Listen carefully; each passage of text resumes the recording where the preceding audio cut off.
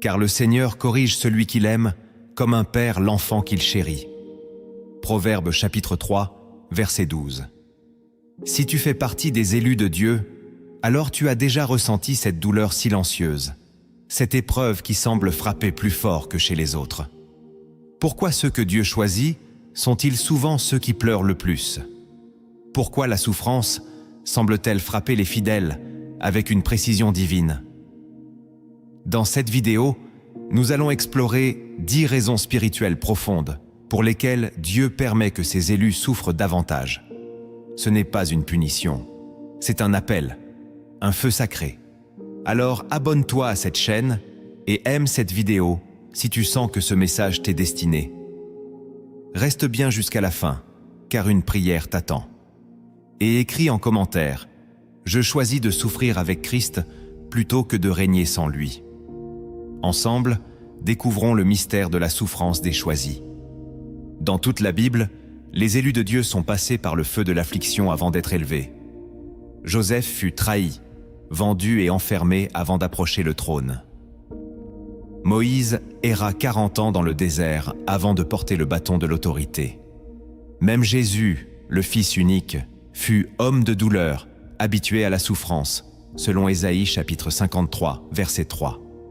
Cette souffrance n'est pas une erreur, elle est un processus. Pourtant, dans un monde qui glorifie la facilité, cette vérité est rejetée, ignorée, combattue. On oublie que l'épreuve prépare l'élu, qu'elle affine la foi et révèle l'authenticité du cœur. Jésus a prévenu ses disciples « Vous aurez des tribulations dans le monde, mais prenez courage, j'ai vaincu le monde. » Jean chapitre 16, verset 33. Ce message est pour ceux qui endurent, non pour fuir, mais pour comprendre et vaincre dans l'esprit. Si tu souffres en profondeur, ce n'est pas un hasard. C'est que tu as été vu, marqué, choisi. Ceux que Dieu élève passent d'abord par des douleurs que le monde ne comprend pas. Chaque larme devient un langage, chaque silence, une formation. Voici 10 intentions sacrées du Père que l'épreuve révèle dans la vie de ses élus. La première raison pour laquelle Dieu permet que ses élus souffrent davantage, c'est qu'il veut les séparer de ce que le monde glorifie. Le monde attire par ses séductions, ses promesses d'élévation rapide, ses illusions de bonheur sans profondeur. Mais les élus ne peuvent pas s'asseoir à la table des rois du monde sans perdre leur héritage éternel. Alors Dieu permet la souffrance pour provoquer une rupture, une séparation nécessaire. Il retire ce qui brille à l'œil, mais empoisonne l'âme. Il permet l'inconfort dans les lieux où tu aurais pu t'installer, pour que tu ne t'y reposes jamais. Il coupe les relations, ferme les portes, met à nu tes attachements. Non pour t'humilier, mais pour t'arracher à ce qui t'aurait lié. Car celui qui est appelé à servir dans le royaume ne peut plus vivre comme les fils de ce siècle. Jésus a dit « Si vous étiez du monde, le monde aimerait ce qui est à lui. Mais parce que vous n'êtes pas du monde, le monde vous hait. » Jean chapitre 15, verset 19. Quand Dieu t'a choisi, il veut que tu sois à part, purifié, détaché. Et parfois, le seul moyen de le faire, c'est par le feu de la douleur. Il ne s'agit pas de punition, mais de repositionnement. Dieu retire pour que tu ne reviennes jamais en arrière. Il permet que tu sois mal compris, rejeté, déplacé, pour que ton cœur ne s'accroche plus à ce qui n'est pas éternel. Il te conduit dans la solitude pour que ta communion ne soit plus horizontale, mais verticale. Si tu passes par l'arrachement, ce n'est pas que Dieu t'a oublié, c'est qu'il t'a mis à part. Il sanctifie ton regard, il transforme ton appétit, il purifie ton héritage. Et dans ce dépouillement, tu n'as plus d'autre refuge que sa voix. Tu apprends que la faveur de Dieu est meilleure que la popularité. Et là, commence ton appel véritable. La deuxième raison pour laquelle Dieu permet que ses élus souffrent davantage, c'est pour faire mourir en eux ce qui n'est pas encore sanctifié. L'élection divine ne repose pas sur la perfection de l'homme, mais sur la souveraineté de Dieu. Pourtant, celui qu'il choisit, il le forme. Et pour que l'élu porte la gloire de Dieu, il doit mourir à lui-même. Cette mort n'est pas symbolique, elle est réelle, intérieure, douloureuse. Dieu utilise la souffrance pour mettre à nu les zones d'orgueil, les ambitions charnelles, les attachements cachés. Il révèle le moi qui veut encore contrôler, dominer, séduire. C'est dans l'épreuve que les masques tombent. L'élu pense être prêt, mais Dieu montre qu'il ne l'est pas encore. Il secoue les fondations. Il met à l'épreuve la foi, non pour la détruire, mais pour qu'elle devienne authentique. Paul disait « J'ai été crucifié avec Christ. Ce n'est plus moi qui vis, c'est Christ qui vit en moi. » Galates chapitre 2, verset 20. Mais cette crucifixion n'est pas théorique. Elle se vit dans les silences de Dieu, les trahisons des hommes, les pertes que l'on ne comprend pas. Chaque souffrance est un scalpel spirituel qui détache l'âme de ses dépendances anciennes. Dieu enlève pour révéler. Il brise pour guérir. Il expose pour transformer. Et l'élu, au cœur de la douleur, apprend à ne plus s'appuyer sur sa force, ses plans ou ses capacités. Il meurt à sa logique, à son besoin de reconnaissance, à son ancien langage. Car seul celui qui meurt peut ressusciter. Et seul celui qui a ressuscité peut porter l'onction véritable. Cette mort intérieure produit une vie cachée en Christ, une dépendance nouvelle, une foi épurée. Ce n'est qu'en perdant que tu comprends ce que Dieu veut te donner. Ce n'est qu'en tombant que tu sais sur quel rocher tu dois bâtir. Alors, si tu souffres, ce n'est pas un rejet, c'est une purification. Dieu taille son vase pour qu'il contienne sa gloire. Et cette coupe ne peut être remplie que lorsque l'élu a accepté de ne plus se remplir lui-même. La troisième raison pour laquelle Dieu permet que ses élus souffrent davantage, c'est pour leur révéler des dimensions de lui, que les autres ne peuvent pas connaître. Il y a des révélations que Dieu ne confie qu'à ceux qui sont brisés, des profondeurs de sa nature qui ne s'ouvrent que dans la vallée. Les élus, appelés à marcher dans l'intimité divine, doivent expérimenter Dieu dans ses aspects les plus profonds, sa fidélité quand tout semble perdu, sa paix au milieu de la tempête, sa voix dans le désert. Dieu ne se contente pas de t'enseigner, il veut se révéler. Et la souffrance est souvent le seul lieu où ton cœur est assez dépouillé pour l'écouter. Job déclara après l'épreuve, « Mon oreille avait entendu parler de toi, mais maintenant mon œil t'a vu. » Job, chapitre 42, verset 5. Il avait tout perdu, mais c'est là, dans la ruine, qu'il a rencontré le vrai visage de Dieu. Quand tu es brisé, tu ne cherches plus des bénédictions, tu cherches la présence. Tu ne veux plus des solutions, tu veux sa main. Et Dieu, touché par ton cri sincère, descend. Il ne se montre pas à ceux qui le consultent à distance, mais à ceux qui l'implorent dans la poussière. La souffrance te rend capable de recevoir des clés que la théologie ne peut expliquer.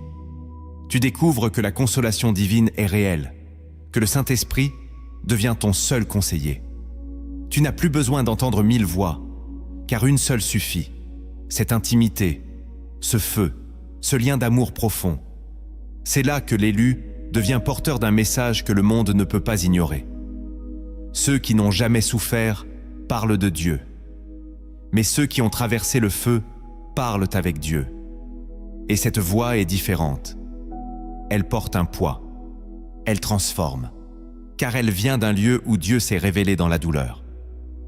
La quatrième raison pour laquelle Dieu permet que ses élus souffrent davantage, c'est pour les former à porter des responsabilités célestes. L'épreuve est l'école des rois. Dieu n'élève jamais un homme sans d'abord le tester. Ce que l'élu portera demain exige une préparation aujourd'hui. Et cette préparation passe par la souffrance. Pourquoi ? Parce qu'elle enseigne ce que les livres ne disent pas. Elle apprend l'humilité, la sagesse, la patience, le silence. Celui qui souffre apprend à écouter. Celui qui tombe apprend à marcher. Dieu forme ses serviteurs dans des lieux cachés. David fut roi dans l'onction, mais il passa des années à fuir dans les cavernes avant d'accéder au trône. Joseph reçut un rêve de grandeur, mais il connut la trahison, la fosse, la prison, avant de toucher la réalisation. Ce que tu vis n'est pas une erreur, c'est un entraînement. Dieu teste ta fidélité, ta capacité à obéir sans comprendre, à rester stable quand tout tremble. L'épreuve t'apprend à gérer le poids, le rejet, l'injustice, car demain tu porteras d'autres. Et tu ne peux pas guider sans avoir été brisé. Celui qui n'a jamais souffert ne peut consoler. Celui qui n'a jamais perdu ne sait pas comment restaurer. Dieu façonne des leaders au creux des douleurs secrètes. Il leur apprend à ne pas parler trop vite, à discerner, à servir sans ambition. Ce que tu vis aujourd'hui est un atelier divin. Tu es dans les mains du potier.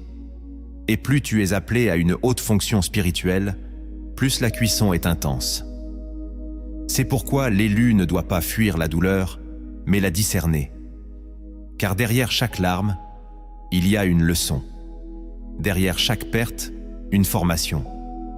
Dieu prépare ton caractère pour que ton appel ne t'écrase pas. Il bâtit ton intérieur pour que tu sois un refuge, pas un danger. Il t'enseigne ce que les autres apprendront par toi. Et cette école ne se contourne pas. Elle s'accepte dans la foi. La 5e raison pour laquelle Dieu permet que ses élus souffrent davantage, c'est pour que leur vie devienne un témoignage vivant. Un témoignage ne se fabrique pas, il se traverse. Ce que l'élu vit dans la douleur deviendra un feu pour les autres. Sa souffrance n'est pas vaine, elle est semence.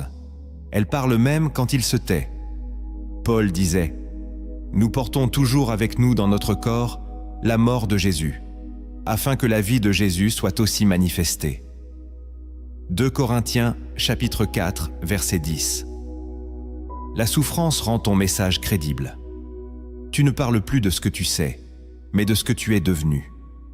Et les autres reconnaissent cette autorité. Dieu utilise ton parcours, non pour te glorifier, mais pour éclairer ceux qui viendront après toi. Ce que tu surmontes aujourd'hui deviendra l'espérance de ceux qui n'ont plus de force.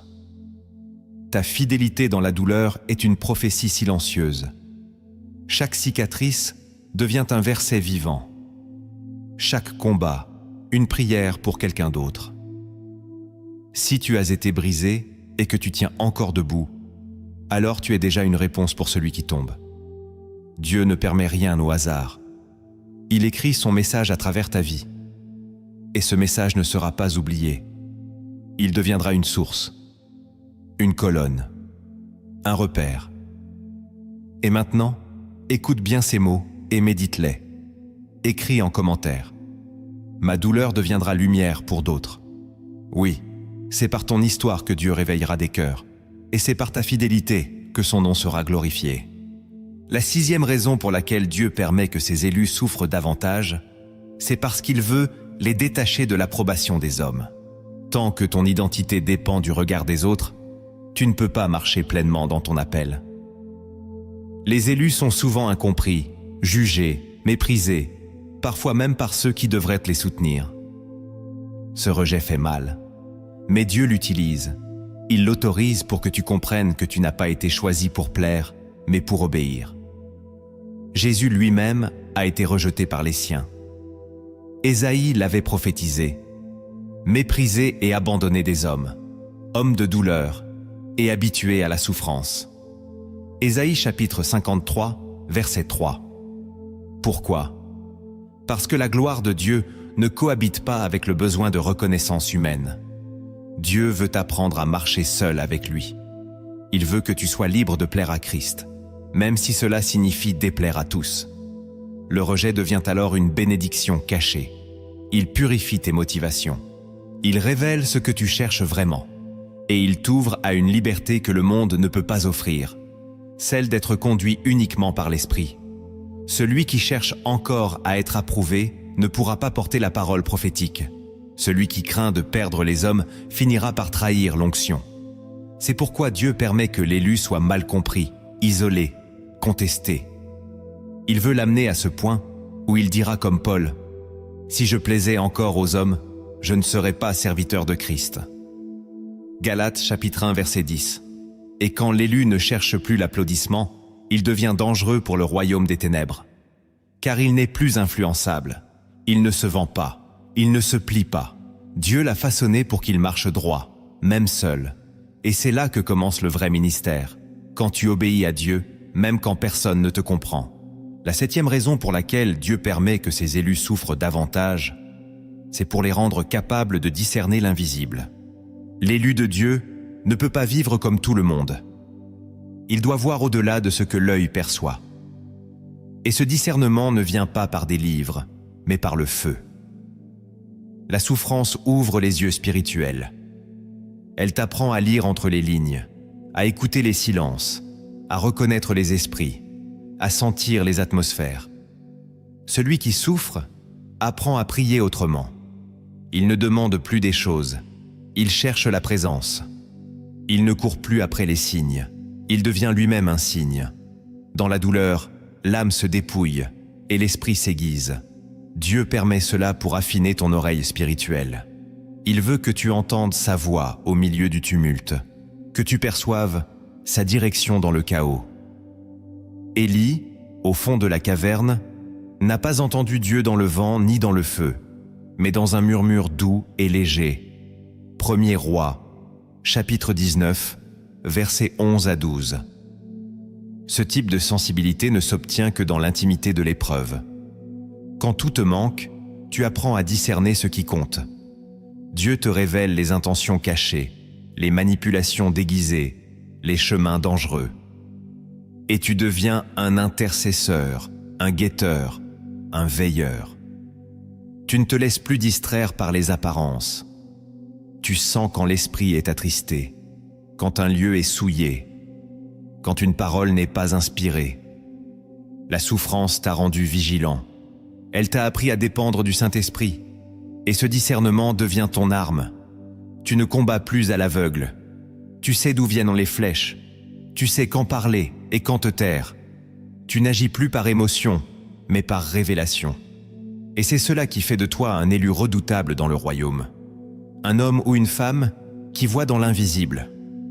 La 8e raison pour laquelle Dieu permet que ses élus souffrent davantage, c'est pour qu'ils ne s'attachent plus aux choses passagères. Dieu veut que ton cœur s'attache à ce qui est éternel. Mais l'âme humaine, par nature, aime ce qui brille, ce qui rassure, ce qui flatte. Alors, il permet des pertes, des détachements, des douleurs. Non pour te briser inutilement, mais pour t'arracher à l'illusion.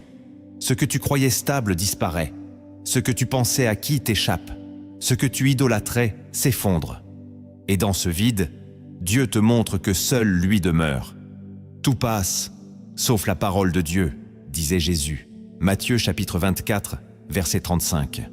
Ce monde est une scène, et ses gloires ne sont que fumée. L'élu doit apprendre à ne pas bâtir sur le sable. La souffrance devient alors un professeur. Elle enseigne l'essentiel. Elle révèle ce que tu portais sans t'en rendre compte. Elle te fait revoir tes priorités, tes fondations, tes amours. Et peu à peu, tu choisis ce qui a du poids éternel. Tu ne t'attaches plus au titre, mais à l'obéissance. Tu ne cherches plus à réussir ici-bas, mais à être fidèle là-haut. Ton cœur se dépouille. Et ce dépouillement te libère. Il ne reste plus que ce qui compte. La voix de Dieu, la mission qu'il t'a confiée, la foi, la justice, l'amour. L'élu devient alors un pèlerin. Il ne cherche plus à s'installer. Il avance. Il porte la gloire sans s'y attacher. Il vit comme s'il n'était que de passage. Car il sait que ce monde n'est pas son royaume. Et la souffrance l'a enseigné. La 9e raison pour laquelle Dieu permet que ses élus souffrent davantage, c'est pour manifester sa puissance au travers de leur faiblesse. Dieu n'a jamais cherché des hommes forts. Il cherche des cœurs disponibles. Et souvent, c'est dans la faiblesse que sa gloire éclate. L'élu passe par la souffrance pour qu'il n'y ait aucun doute. Ce n'est pas lui, c'est Dieu en lui. Paul l'a compris lorsqu'il a déclaré « Ma grâce te suffit, car ma puissance s'accomplit dans la faiblesse ». 2 Corinthiens chapitre 12, verset 9. Dieu n'attend pas que tu sois parfait. Il attend que tu sois vrai. Et parfois, il permet que tu sois à bout, épuisé, vidé, pour que tu cries vers lui. C'est dans cette prière sincère, déchirée, que l'Esprit descend. Et là, tout change. Ta chair ne peut plus se glorifier, ton intelligence ne peut plus contrôler. Tu es brisé, mais présent. Affaibli, mais obéissant. Et Dieu agit. Il guérit à travers toi. Il libère par ta bouche. Il relève par ton simple regard. Car tu es devenu un canal. Tu ne brilles plus, tu laisses passer la lumière. Et c'est ainsi que Dieu montre au monde que sa puissance ne dépend pas de la force humaine, mais de la soumission du cœur. La souffrance a ouvert ce canal. Et maintenant, sa gloire coule. La 10e raison pour laquelle Dieu permet que ses élus souffrent davantage, c'est parce qu'il veut les façonner à l'image du Christ. Être élu, ce n'est pas être favorisé dans le confort, c'est être appelé à ressembler à Jésus. Et Jésus a été brisé, rejeté, torturé, crucifié. Comment alors prétendre marcher avec lui sans traverser la souffrance? Si quelqu'un veut venir après moi, qu'il renonce à lui-même, qu'il se charge de sa croix, et qu'il me suive. Matthieu chapitre 16, verset 24. Dieu veut que tu portes cette croix, non pas pour te punir, mais pour te modeler, pour que ta douceur soit comme la sienne, ta compassion comme la sienne, ton pardon comme le sien. La souffrance te rend semblable à lui. Elle t'apprend à aimer ceux qui te blessent, à bénir ceux qui t'abandonnent, à garder ton cœur pur au milieu du feu. Et c'est dans ce processus que tu deviens lumière. Tu ne prêches plus l'Évangile, tu l'incarnes. Tu deviens un Christ vivant. Et ce monde a désespérément besoin de voir Christ. Non dans les discours, mais dans des vies transfigurées. Dieu veut que tu sois ce reflet. Et pour cela, il permet la souffrance. Car c'est dans le feu que l'or se purifie. C'est dans les larmes que la gloire descend. La souffrance des élus n'est jamais un hasard.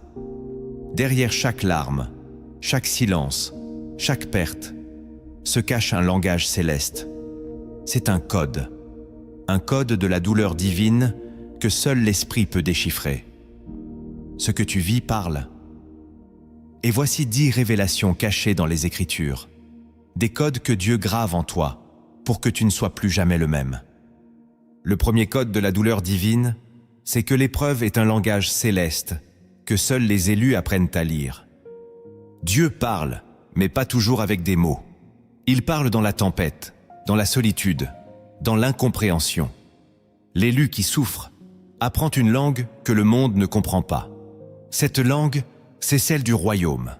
Elle ne s'enseigne pas dans les livres. Elle se révèle dans la vallée. L'épreuve n'est donc pas un accident. C'est une parole voilée, un enseignement caché. Et quand Dieu veut te former pour une mission qui dépasse l'entendement, il t'introduit dans cette école silencieuse où chaque douleur est une lettre, chaque saison obscure une phrase, chaque perte un chapitre. Ce langage ne produit pas du découragement, il produit du discernement. Celui qui souffre avec Dieu devient capable de sentir l'invisible, de comprendre ce que Dieu veut dire au monde à travers sa propre vie. L'épreuve devient une prophétie incarnée. Tu n'es plus simplement un croyant, tu deviens un message vivant. Et cette capacité ne s'obtient pas dans le confort, elle naît dans la traversée du feu. Lorsque tu acceptes cette langue, tu n'interprètes plus ta douleur avec les lunettes humaines. Tu sais que derrière chaque attaque, il y a un appel.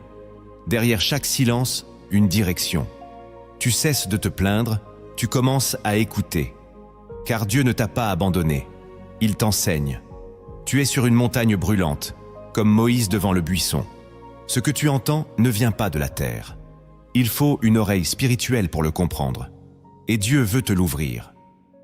L'homme ne vivra pas de pain seulement, mais de toute parole qui sort de la bouche de Dieu. Matthieu chapitre 4, verset 4. Mais parfois cette parole sort par la douleur. Alors, ne rejette plus ce que tu vis. Décrypte-le. Car Dieu t'introduit dans son langage sacré, réservé à ceux qui l'envoient.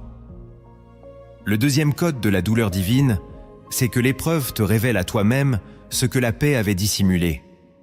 Tant que tout va bien, tu crois te connaître. Mais c'est dans le feu que la vérité apparaît. Non pas la vérité que tu déclares, mais celle que tu caches. La douleur fait émerger ce qui sommeillait. Elle te confronte à tes limites, à ta foi réelle, à tes peurs dissimulées. C'est dans l'épreuve que tu découvres si tu aimes Dieu pour ce qu'il donne ou pour ce qu'il est. C'est dans la crise que tes motivations sont mises à nu. Dieu permet cette exposition non pour t'accuser, mais pour te libérer. Il veut que tu vois ce qu'il veut guérir. Il veut que tu sentes ce que tu dois abandonner. L'élu n'est pas parfait, mais il est malléable. Et cette malléabilité ne se manifeste que quand tout en lui est secoué. Dieu veut former une nature intérieure solide. Alors, il te brise pour te bâtir autrement. Tu pensais être humble, puis l'épreuve a révélé ton orgueil. Tu croyais être prêt à pardonner, puis la trahison a mis ta rancune à nu. Tu te disais fort, mais la perte t'a effondré. Ce n'est pas un échec, c'est une révélation. Et cette révélation est un acte d'amour. Car ce que Dieu te montre, il veut le transformer. Il ne veut pas que tu continues ta marche avec des fractures invisibles. Il veut que tu marches guéri, affermi, sanctifié. Examinez-vous vous-même pour savoir si vous êtes dans la foi. 2 Corinthiens, chapitre 13, verset 5. L'épreuve est cet examen spirituel que Dieu initie pour t'amener à la vérité. Et cette vérité te libère. Car tu n'as plus besoin de jouer un rôle. Tu deviens vrai, transparent, transformé. Le feu ne détruit pas l'élu. Il révèle ce que Dieu veut sauver en lui. Le troisième code de la douleur divine, c'est que l'épreuve est le lieu où Dieu cache sa force. Le monde associe la puissance à la maîtrise, à la stabilité, à la réussite visible. Mais Dieu, lui, cache sa force dans les lieux de faiblesse. Il se plaît à confondre l'ordre naturel. L'épreuve n'est pas une diminution de puissance, c'est une reposition. Dieu t'amène là où ta force humaine s'arrête pour que sa puissance commence. Il attend que tu lâches, que tu cries, que tu t'abandonnes. Et c'est à ce moment précis que l'onction descend. Paul l'a vécu. Quand je suis faible, c'est alors que je suis fort. 2 Corinthiens chapitre 12, verset 10. Cela paraît paradoxal, mais c'est une loi spirituelle. Celui qui n'a plus rien à prouver devient disponible pour porter l'esprit. Dieu ne cherche pas des héros, il cherche des vases vides. Et l'épreuve vide, elle vide l'ego, l'agitation, l'illusion de contrôle. Elle crée un espace, et Dieu remplit cet espace avec sa gloire. L'élu brisé devient porteur d'une puissance qu'il ne contrôle pas, mais qu'il manifeste. Et cela change tout. Car cette puissance ne dépend plus de l'humeur, ni des circonstances. Elle coule de manière stable, constante, silencieuse. Elle guérit, délivre, restaure, sans bruit. La douleur devient alors un canal, un tuyau que Dieu purifie pour y faire passer son souffle. L'épreuve t'a préparé à ne plus dépendre de toi. Tu sais que tu ne peux pas, mais tu sais aussi que lui peut. Et cette conscience est ton autorité. Tu n'es pas fort en toi-même, tu es fort en lui. Et cela, personne ne peut te l'enlever, car tu ne l'as pas appris, tu l'as vécu. Le quatrième code de la douleur divine, c'est que l'épreuve est une invitation divine à changer de niveau spirituel. Dieu ne permet jamais une douleur profonde sans une élévation correspondante. Il travaille par saison, et chaque souffrance marque une transition. Ce n'est pas la fin d'un cycle, c'est l'annonce d'un nouveau. L'élu qui souffre doit donc comprendre qu'il est à la frontière d'un changement. Mais pour entrer dans la nouvelle dimension, il faut mourir à l'ancienne. Dieu utilise l'épreuve pour provoquer ce passage. Il ferme les anciennes sources, coupe les anciens liens, brise les anciens mécanismes. Tu ne comprends pas pourquoi tout se dérègle. C'est que Dieu veut te faire sortir d'un territoire spirituel devenu trop étroit. Il veut t'emmener plus haut. Mais pour cela, il secoue ta tente, il détruit tes repères, il déracine ce qui t'a longtemps porté. Et cela fait mal, car tu étais habitué. Tu avais trouvé ton équilibre. Mais Dieu ne te veut pas stable, il te veut en mouvement. L'épreuve te pousse donc à chercher une nouvelle parole, une nouvelle intimité, une nouvelle onction. Tu ne peux plus vivre avec ce que tu avais avant. Tu as soif, tu es forcé d'avancer. Et c'est dans ce mouvement que Dieu t'élève. Tu m'as mis au large quand j'étais dans la détresse. Psaume chapitre 4, verset 2. La détresse précède toujours l'expansion. Et cette expansion n'est pas toujours visible. Elle est d'abord intérieure. Tu passes à un autre niveau de foi, de prière, de sagesse. Tu changes de dimension sans t'en rendre compte. Et bientôt, ceux qui t'ont vu pleurer verront aussi la gloire que Dieu aura déposée sur toi. Le 5e code de la douleur divine, c'est que l'épreuve creuse en toi une profondeur spirituelle que rien d'autre ne peut produire. Il y a des hommes qui brillent, mais il y a des hommes qui portent. Et ceux qui portent sont passés par des profondeurs que le feu seul peut creuser. L'élu appelé à impacter doit d'abord être transformé. Et cette transformation se fait dans le secret de la douleur. C'est là que ton cœur s'ouvre autrement. C'est là que ton amour devient réel. C'est là que ta compassion naît. Tu n'as plus de place pour le jugement, car tu sais ce que c'est de tomber. Tu n'as plus d'arrogance, car tu sais ce que c'est d'être brisé. L'épreuve fait de toi un canal profond. Et plus la douleur a creusé, plus la rivière de l'esprit peut couler. Dieu ne cherche pas des surfaces lisses, il cherche des cœurs profonds. Et cette profondeur ne s'achète pas, elle se forge, par des nuits sans réponse, par des prières sans retour, par des saisons où tu continues à croire sans rien voir. Et dans ces lieux obscurs, Dieu te forme. Il façonne ton intérieur. Il te donne une stabilité que rien ne peut ébranler, car tu ne vis plus à la surface. Tu vis dans l'ancrage. Et c'est cela qui fait de toi un pilier, une source, une référence pour ceux qui viendront. L'épreuve ne t'a pas détruit, elle t'a enraciné. Et maintenant, Dieu peut construire sur toi, car il sait que tu ne seras pas emporté par les vents. Le 6e code de la douleur divine, c'est que l'épreuve développe en toi une autorité spirituelle invisible. L'autorité spirituelle ne se déclare pas, elle se porte. Ce n'est pas une fonction, c'est un poids intérieur, une force silencieuse, une puissance cachée dans les cicatrices. Quand tu as souffert dans la fidélité, quelque chose de céleste s'est déposé sur toi. Tu n'as pas besoin de hausser la voix. Ta simple présence impose le respect dans le monde invisible. Ce que tu as vécu a imprimé une marque sur ton esprit. Tu es devenu un témoin, un survivant, un porteur de l'empreinte divine. Et cette autorité-là ne se forge pas dans les bancs d'école, mais dans les creux de la souffrance. Dieu l'a donnée à ceux qui ont tenu quand tout les poussait à abandonner. Ceux qui ont été brisés, mais sont restés fidèles. Ceux qui ont pleuré, mais ont refusé de maudire. Cette autorité vient du ciel, et elle fait trembler l'enfer. Le monde ne la voit pas, mais les esprits la sentent. Tu n'as plus besoin de prouver que tu es appelé. Tu le portes en toi. Ton oui a été formé dans le feu. Ta foi n'est pas une récitation, c'est une épée. Et cette autorité est une récompense divine. Dieu l'accorde à ceux qui se sont laissés former dans la fournaise. Tu es devenu comme Moïse qui, après 40 ans de désert, portait sur son visage une lumière que personne ne pouvait nier. Tu es devenu comme Paul, dont les chaînes ne réduisaient pas l'autorité, mais l'amplifiaient. Le ciel reconnaît ton endurance, le monde spirituel connaît ton nom, et cette autorité te permettra demain de briser des chaînes, de relever des faibles, de prophétiser avec feu, de prier avec puissance. Car tu ne parles pas d'un Dieu que tu connais en théorie, tu parles d'un Dieu qui t'a relevé dans la nuit. Et cela, nul ne peut te l'enlever. Le 7e code de la douleur divine, c'est que l'épreuve te donne un amour plus pur, plus fort, plus semblable à celui du Christ. Celui qui n'a jamais souffert aime souvent avec condition.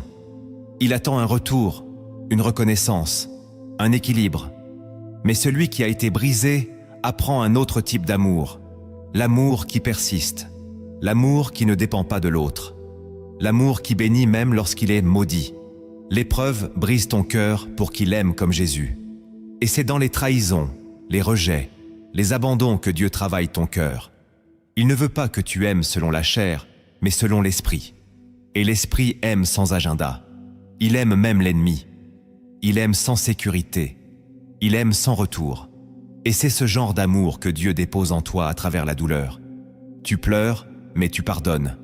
Tu saignes, mais tu bénis. Tu perds, mais tu restes fidèle. Et ce paradoxe t'élève. Tu deviens un reflet de Christ. Tu aimes parce que tu as été aimé dans ta misère. Tu donnes car tu sais ce que c'est d'avoir tout perdu. Et tu seras surpris un jour de voir combien ton amour a guéri ceux qui t'ont blessé. Tu es devenu un canal de la compassion divine. Ce que tu as vécu a élargi ta capacité à aimer. Tu n'as plus peur d'être blessé. Tu n'aimes plus pour te remplir. Tu aimes pour libérer. Et cela fait de toi un instrument puissant entre les mains du Père. Car l'amour pur n'échoue jamais. Il traverse les murs. Il touche les âmes. Il sauve dans le silence. Et cet amour, Dieu l'a mis en toi par la souffrance. Le 8e code de la douleur divine, c'est que l'épreuve t'apprend à dépendre uniquement du Saint-Esprit. Quand tout s'écroule autour de toi, tu n'as plus de béquilles, tu n'as plus de relais humains, tu n'as plus de plan B. Et c'est là que tu découvres une source que tu ne connaissais pas, le Saint-Esprit. Dans l'épreuve, il devient ton souffle, ta paix, ton guide, ton ami. Tu ne sais plus quoi faire, alors tu écoutes. Tu ne peux plus avancer, alors tu restes. Tu n'as plus les mots, alors tu pleures.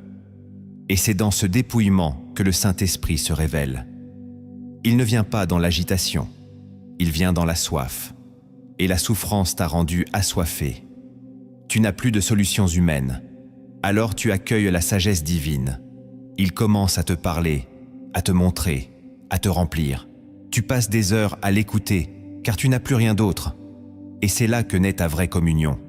Tu ne dépends plus des hommes, tu n'attends plus des signes. Tu suis sa voix, tu n'as plus besoin de convaincre, car tu es conduit. L'épreuve t'a formé à une vie nouvelle, une vie par l'esprit. Et c'est la seule vie qui tient. Désormais, ce n'est plus toi qui vis, c'est l'esprit qui guide. Et cette dépendance est ta force. Car le Saint-Esprit ne se trompe jamais. Il sait quand parler, quand agir, quand attendre. Et maintenant que tu as appris à marcher avec lui, plus rien ne pourra t'égarer. Le 9e code de la douleur divine, c'est que l'épreuve transforme ton regard sur les autres et sur la vie. Avant la souffrance, tu voyais la vie selon tes filtres. Tu jugeais vite. Tu parlais vite. Tu méprisais ce que tu ne comprenais pas. Mais l'épreuve a brisé ton regard. Elle l'a sanctifié. Tu vois maintenant, avec compassion. Tu discernes les douleurs cachées. Tu entends les silences. Tu sens les fardeaux. Tu es devenu sensible à ce que les autres ignorent. Tu n'es plus dans la façade. Tu vis dans la profondeur. Et cela change tout. Tu ne cherches plus à briller, mais à servir. Tu ne veux plus être vu, mais être utile. Tu ne veux plus avoir raison, mais aimer avec vérité. L'épreuve t'a enseigné que chacun porte une guerre invisible. Et tu n'as plus envie de juger qui que ce soit. Tu veux relever, aimer, guérir. Tu veux devenir un instrument de restauration. Ton regard a changé. Et ce regard, c'est ton ministère. Il est rempli de miséricorde. Il voit ce que d'autres piétinent. Il valorise ce que le monde rejette. Et Dieu l'utilisera. Car le monde a besoin de cœurs qui voient comme lui. Et tu es en train de devenir cela. Le 10e code de la douleur divine, c'est que l'épreuve grave en toi une foi que rien ne pourra jamais éteindre. Il existe une foi de surface et une foi gravée. La première dépend des saisons. La seconde demeure, quelles que soient les tempêtes. Et cette foi-là, Dieu la sculpte dans la douleur. Quand tu as pleuré sans comprendre, quand tu as obéi sans voir, quand tu as continué sans sentir sa main. Tu croyais tout perdre, mais en réalité, tu gagnais une foi indestructible. Une foi qui ne se dit pas, mais qui se vit. Elle est là, au fond de toi, comme une flamme que l'enfer n'a pas pu éteindre. Tu es passé par l'épreuve, et tu crois encore. Tu n'as pas abandonné. Et cette foi est une arme. Elle n'est pas bruyante, mais elle est ferme. Elle ne se voit pas toujours, mais elle soutient tout. Tu n'as plus besoin de ressentir pour croire. Tu crois parce que tu connais celui qui t'a appelé. Et ce feu ne s'éteindra plus. Partage cette vidéo maintenant, car quelqu'un que tu connais a besoin de retrouver cette foi. Un seul partage peut allumer une étincelle dans une âme éteinte. Il ne suffit pas de comprendre pourquoi tu souffres. Il faut décider comment tu vas marcher après la douleur. Chaque épreuve exige un repositionnement intérieur. C'est là que tout commence. Voici 7 engagements de l'âme que tu dois poser si tu veux que cette souffrance enfante une gloire. 7 décisions sacrées, invisibles aux hommes, mais lourdes de fruits dans le royaume. Le premier engagement de l'âme que tu dois poser, c'est de choisir de ne plus te définir par ta douleur, mais par ton appel. Tant que tu regardes ta vie à travers le filtre de la blessure, tu restes prisonnier du passé. Mais Dieu ne t'a jamais appelé à vivre dans la nostalgie de ce que tu as perdu. Il t'a choisi pour marcher dans ce qu'il a préparé. Et cela commence par une décision intérieure. Ne plus faire de ta douleur ton identité. Elle fait partie de ton histoire, mais elle ne résume pas ta destinée. Paul a été battu, trahi, emprisonné, mais il ne s'est jamais défini comme une victime. Il écrivait « Je puis tout par celui qui me fortifie ». Philippiens chapitre 4, verset 13. Pourquoi ? Parce qu'il avait compris que son appel était plus grand que ses cicatrices. Toi aussi, tu dois décider aujourd'hui que ta valeur ne dépend pas de ce que tu as perdu, mais de ce que Dieu a déposé en toi. Même si tu es tombé, ton onction n'a pas disparu. Même si tu as été brisé, ton feu n'a pas été éteint. Et cette décision de te redresser intérieurement va tout changer. Tu vas commencer à marcher avec une posture nouvelle.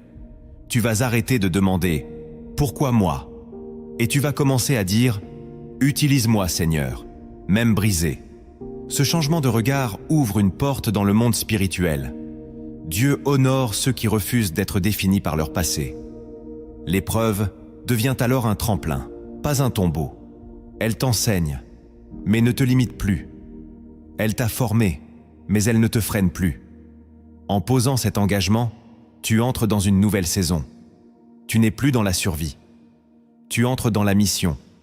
Et tout ce que tu as vécu devient un outil entre les mains de Dieu. Tu n'es pas ton échec. Tu n'es pas ton chagrin. Tu es son instrument. Et rien ne pourra arrêter celui qui marche avec cette foi. Le deuxième engagement de l'âme que tu dois poser, c'est de refuser que l'amertume devienne ton refuge. L'amertume est une prison douce. Elle te fait croire que tu te protèges, alors qu'elle t'empoisonne lentement. Elle se loge dans les recoins du cœur, après l'injustice, la trahison, l'abandon. Et elle murmure « Ne fais plus confiance, ne te livre plus, ne prie plus avec la même intensité. » Mais Dieu veut te libérer de cette voie. Car tant que tu vis avec l'amertume, tu es encore lié à celui ou à ce qui t'a blessé. Tu crois t'éloigner, mais tu restes attaché dans l'esprit. Jésus, sur la croix, a dit « Père, pardonne-leur, car ils ne savent ce qu'ils font. » Luc chapitre 23, verset 34. Il a coupé toute chaîne d'amertume à l'instant même de la souffrance. Pourquoi ? Parce que le royaume ne s'ouvre qu'au cœur pur. Si tu veux avancer, tu dois poser cet engagement. Je ne laisserai pas l'amertume m'habiter. Cela ne veut pas dire que tu oublies la douleur. Cela veut dire que tu refuses de lui laisser le dernier mot. Tu choisis de bénir, de prier pour ceux qui t'ont blessé. Non parce qu'ils méritent dans ton pardon, mais parce que ton âme mérite la paix. L'amertume te dévore de l'intérieur, te ferme à l'amour, t'isole spirituellement. Elle t'empêche de recevoir la nouvelle saison. Car Dieu ne déverse pas la fraîcheur sur un cœur pollué. Tu dois purifier ta source. Lâche cette rancune. Dépose ce nom au pied de la croix. Décide aujourd'hui que ta paix est plus précieuse que ta revanche. Car celui qui reste en paix devient inarrêtable. Il ne se laisse plus manipuler par les blessures. Il garde sa lumière. Il avance. Et c'est cette posture qui fera trembler les ténèbres. Le pardon n'est pas une faiblesse. C'est une arme. Et toi, tu es un guerrier de l'amour. Ne laisse pas l'amertume devenir ta vérité. Elle ment. Ton appel est trop grand pour rester attaché à ce qui t'a fait tomber. Le troisième engagement de l'âme que tu dois poser, c'est d'apprendre à te reconstruire avec le Saint-Esprit et non avec tes anciennes stratégies. Après la douleur, l'âme cherche à se réorganiser. Elle veut se relever, se protéger, se stabiliser. Mais si tu reconstruis sur les mêmes fondations, tu retomberas. C'est pourquoi Dieu t'appelle à un nouveau mode de relèvement, par l'esprit et non par la chair. Tu dois renoncer à faire comme avant, renoncer aux masques, aux faux sourires, aux plans humains. Tu dois apprendre à reconstruire en profondeur avec le Saint-Esprit comme guide. Cela commence dans la prière, dans l'écoute, dans le silence. Laisse-le t'enseigner une nouvelle manière de vivre, une nouvelle manière d'aimer, une nouvelle manière de penser. Ce n'est ni par la puissance, ni par la force, mais par mon esprit. Zacharie chapitre 4, verset 6. Tu ne sortiras pas de cette saison par tes propres moyens, tu en sortiras par la révélation. Chaque blessure est une porte que l'Esprit veut habiter. Chaque fissure est un lieu de communion. Ne ferme pas ton cœur, ouvre-le. Demande à Dieu de t'apprendre à reconstruire avec lui. Cela prendra du temps, cela demandera de l'humilité.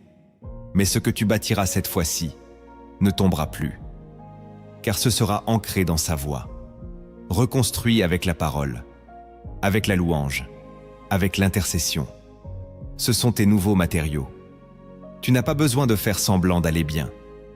Tu as besoin de suivre. Chaque jour, un pas. Chaque pas, une victoire. Laisse l'esprit t'apprendre à marcher autrement. Tu verras bientôt que tu n'es plus la même personne. Tu n'as plus les mêmes réflexes. Tu n'attires plus les mêmes choses. Car tu es devenu un temple reconstruit par la main de Dieu. Et cette œuvre-là, nul ne pourra la détruire. Le quatrième engagement de l'âme que tu dois poser, c'est de renoncer au besoin de tout comprendre avant d'obéir. L'épreuve crée souvent une soif de réponse. Pourquoi moi? Pourquoi maintenant? Pourquoi autant? Mais Dieu ne répond pas toujours avec des explications. Il répond avec sa présence. Il ne cherche pas des experts, il cherche des obéissants. Et l'élu doit apprendre à marcher par la foi, même quand tout semble flou. Job n'a jamais reçu d'explication sur ses douleurs. Mais il a reçu une révélation. Dieu est Dieu, même dans le silence. Tu dois décider aujourd'hui de ne plus conditionner ton obéissance à ta compréhension. Cela, c'est la maturité. Tu ne marches plus avec les yeux, mais avec l'âme, connectée à la voix. Confie-toi en l'Éternel de tout ton cœur et ne t'appuie pas sur ta sagesse. Proverbe chapitre 3, verset 5. C'est un acte d'humilité radicale. Tu poses ton intelligence, ton analyse, tes projections. Et tu dis, « Seigneur, même si je ne comprends pas, je te suis. » Cette posture débloque des choses dans le monde spirituel. Dieu honore la confiance aveugle. Il révèle au fur et à mesure. Et chaque acte d'obéissance t'ouvre à une nouvelle dimension. Tu réalises que tu n'avais pas besoin d'une réponse. Tu avais besoin d'une direction. L'épreuve ne se comprend pas toujours dans l'instant. Mais elle s'éclaire avec le recul. Et parfois, tu ne comprendras qu'au ciel. Mais sur la terre, ta mission est d'obéir. Pose cet engagement. Dis à Dieu, je marche, même sans voir. Et tu verras que cette marche sera celle des vainqueurs. Le cinquième engagement de l'âme que tu dois poser, c'est de rester dans la louange, même quand tu n'as plus de force. Louange et douleur semblent contradictoires. Mais dans le royaume, elles sont liées. Celui qui loue dans l'épreuve libère une puissance que le ciel ne peut ignorer. Paul et Silas, en prison, au milieu de la nuit, ont chanté. Et les chaînes sont tombées. Actes chapitre 16, verset 25. Ce n'était pas de la logique. C'était une arme. Louer quand tout va mal, c'est affirmer que Dieu est au-dessus de tout. Ce n'est pas nier la souffrance. C'est proclamer qu'elle n'aura pas le dernier mot. Quand tu poses cet engagement, tu désarmes les ténèbres. Elles s'attendaient à te voir maudire Dieu. Elles te verront l'exalter. Et cela change l'atmosphère. Ta maison, ton esprit, ton cœur se réalignent. Tu n'as plus besoin de ressentir pour louer. Tu loues par choix. Et cette louange devient une semence de percée. Continue à chanter, à proclamer, à adorer. Même si les larmes coulent, même si personne ne te comprend, Dieu entend chaque note, chaque soupir transformé en chant. Et il descend, il te relève, il te restaure. Et si ce message parle à ton cœur, écris en commentaire « Ma louange survivra à la tempête ». Que les cieux sachent que ton adoration ne dépend pas des saisons. mais de l'amour que tu as pour celui qui ne change pas. Le 6e engagement de l'âme que tu dois poser, c'est de croire que ce que tu vis maintenant servira à d'autres plus tard. La souffrance est un creuset personnel, mais son fruit est collectif. Ce que tu vis n'est pas seulement pour toi. C'est une graine que Dieu plante pour nourrir d'autres âmes dans le désert. Et cette graine, c'est ton témoignage. Dieu te façonne aujourd'hui pour que demain, tu sois une réponse, une source, une voix dans la nuit. Béni soit Dieu, le Père des miséricordes, qui nous console dans toutes nos afflictions, afin que nous puissions consoler ceux qui se trouvent dans quelque affliction. 2 Corinthiens chapitre 1, versets de 3 à 4. L'élu ne souffre jamais en vain. Il est en train d'être équipé pour devenir un canal. Chaque larme devient une parole. Chaque chute, une sagesse. Chaque silence, une intercession. Et quand viendra le jour où tu croiseras quelqu'un qui vit ce que tu as surmonté, tu sauras quoi dire. Tu n'apporteras pas une théorie, mais une vérité vécue. Tu ne parleras pas seulement avec la bouche, mais avec l'âme. Et cela guérira. Cela relèvera. Cela transformera. Mais pour en arriver là, tu dois aujourd'hui poser cet engagement intérieur. Ce que je vis servira à d'autres. Tu refuses de voir ton épreuve comme un vide. Tu la vois comme une formation, une école divine pour l'avenir. Et cette vision change tout. Tu n'es plus dans la plainte. Tu entres dans la préparation. Ton regard s'élargit. Tu discernes le plan de Dieu, même s'il reste voilé. Et tu marches. Non plus comme une victime, mais comme un futur consolateur. Tu portes déjà l'huile, même si le flacon semble vide. Dieu y mettra la provision au moment voulu. Ne gaspille pas ta douleur. Consacre-la. Dis à Dieu. Fais-en une source pour les autres. Et tu verras un jour, au détour d'un chemin, qu'une seule de tes cicatrices aura empêché quelqu'un d'abandonner. Le 7e engagement de l'âme que tu dois poser, c'est de te tenir prêt, quand Dieu ouvrira enfin la porte. La souffrance t'a brisé, épuré, formé. Mais un jour, la porte s'ouvrira. Et beaucoup, après une longue saison de douleur, sont surpris par l'intervention divine. Ils ont attendu si longtemps, pleuré si profondément, qu'ils se sont endormis dans la lassitude. Mais l'élu ne doit pas dormir spirituellement. Il doit rester prêt. Dieu agit toujours soudainement. Il change les saisons en un instant. Il transforme le désert en jardin. Et ce jour viendra. Mais seras-tu prêt à marcher ? Seras-tu prêt à obéir rapidement ? Seras-tu prêt à abandonner le deuil pour entrer dans la mission ? Jésus dit « Heureux ces serviteurs que le Maître, à son arrivée, trouvera veillant. » Luc chapitre 12, verset 37. L'attente ne doit pas t'endormir, elle doit t'affûter. Ce que Dieu prépare pour toi est grand, mais il cherche des cœurs réveillés, des âmes disponibles, des esprits alertes. Ce que tu vis n'est pas la fin, c'est une transition, et cette transition a une durée, elle n'est pas éternelle. Dieu a fixé un temps pour ton élévation, et ce temps viendra. Alors pose aujourd'hui cet engagement. Je resterai éveillé. Je ne laisserai pas l'amertume me paralyser. Je ne permettrai pas à la fatigue spirituelle de me voler ma saison.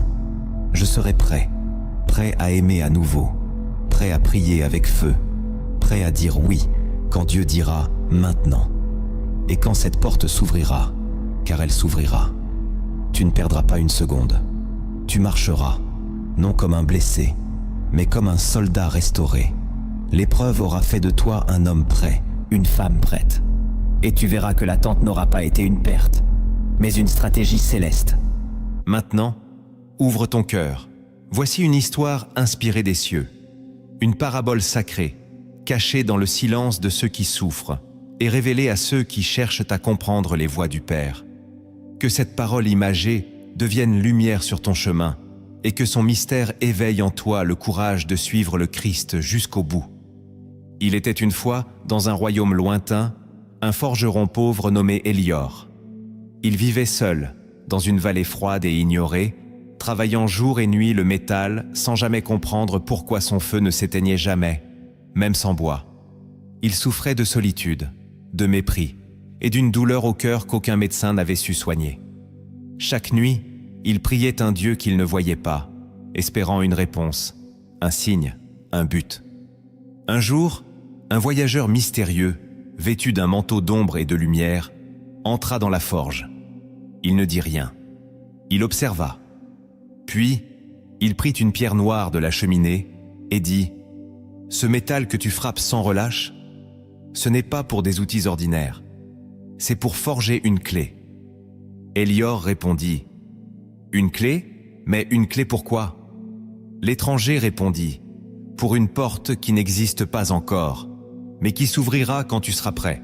Continue, même si tu ne comprends pas. » Et il disparut. Les jours passèrent, les années aussi. Hélior forgeait toujours. Il pleurait souvent. Il se demandait si tout cela n'était pas une illusion. Mais il continua. Sa main devint ferme, son feu plus pur. Un jour, alors qu'il frappait la pierre pour la dernière fois, la lumière jaillit du métal. Et la clé apparut. Elle était lourde, belle, brillante. Mais il n'y avait aucune serrure à l'horizon. C'est alors qu'un tremblement secoua la vallée. Une montagne s'ouvrit, et une porte invisible, cachée aux yeux de tous, se révéla. Hélior s'approcha, tremblant. Il prit la clé. Elle s'ajusta parfaitement. En entrant, il découvrit une cité d'or, remplie de ceux qui avaient souffert en silence. Chacun avait été un forgeron. Chacun avait reçu une tâche invisible. Et tous avaient une clé, forgée dans la douleur, ouvrant un lieu réservé aux élus. Le roi du royaume apparut.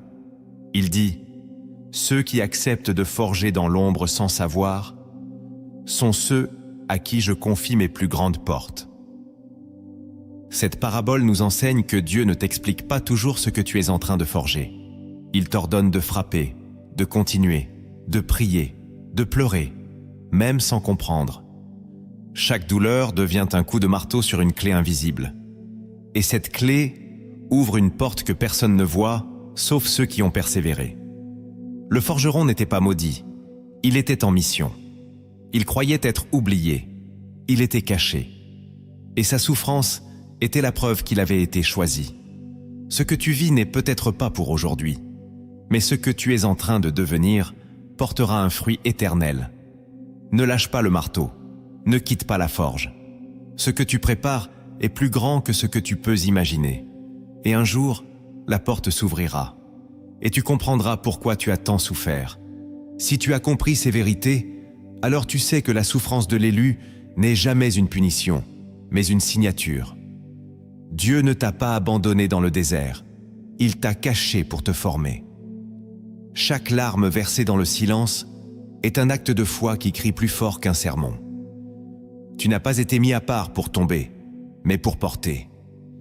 Et ce que tu vis aujourd'hui devient le témoignage que tu porteras demain. Ton appel est scellé dans la douleur, et ta puissance se déploiera dans la fidélité. Ne regarde plus ta souffrance avec les yeux du monde, mais avec les yeux du royaume. Car ceux qui pleurent avec Dieu marcheront avec lui dans la gloire. Et rien, absolument rien, ne sera perdu. Maintenant, approche-toi avec foi. Une prière va s'élever pour toi, pour ta saison et pour ton relèvement. Avant de prier, respire profondément. Laisse ton âme se taire. Que cette prière ne soit pas seulement écoutée, mais vécue. Elle est pour toi, écrite dans l'esprit, proclamée dans la foi. Si tu souffres aujourd'hui, qu'elle devienne ton refuge, ta lumière et ta résurrection silencieuse. Seigneur, je te parle pour celui qui m'écoute, celui dont le cœur saigne encore en silence, celui que personne ne comprend, mais que toi seul as regardé dans le secret. Tu sais tout ce qu'il a traversé. Tu connais les combats qu'il n'a jamais osé nommer. Tu as vu les nuits sans sommeil, les prières murmurées entre deux larmes, les sourires forcés pour ne pas inquiéter. Tu sais combien il s'est senti seul, incompris, fatigué. Et pourtant, il est encore là. Il respire, il tient. Même brisé, il est venu écouter ta voix. Alors aujourd'hui, Père, déverse sur lui ton onction de relèvement. Je te prie, Saint-Esprit, Entre dans sa chambre, là où il est. Habite l'espace. Fais trembler l'air de ta présence. Que la paix qui dépasse toute intelligence inonde son âme. Que le poids de ta gloire écrase la voix de l'ennemi. Que ton feu consume toute trace d'amertume, toute peur, toute fatigue spirituelle. Ce cœur a été frappé, mais il est encore debout. Et ce cœur, Seigneur, tu veux l'utiliser. Je déclare que les douleurs d'hier ne définiront pas sa destinée.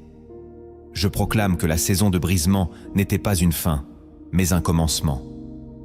Je te demande, Père, d'ouvrir les yeux de cet élu, pour qu'il voie ce que tu es en train de construire en lui. Il ne comprenait pas le pourquoi, mais toi, tu étais déjà en train de poser les fondations, ce que les hommes ont cassé. Toi, tu es en train de le reconstruire.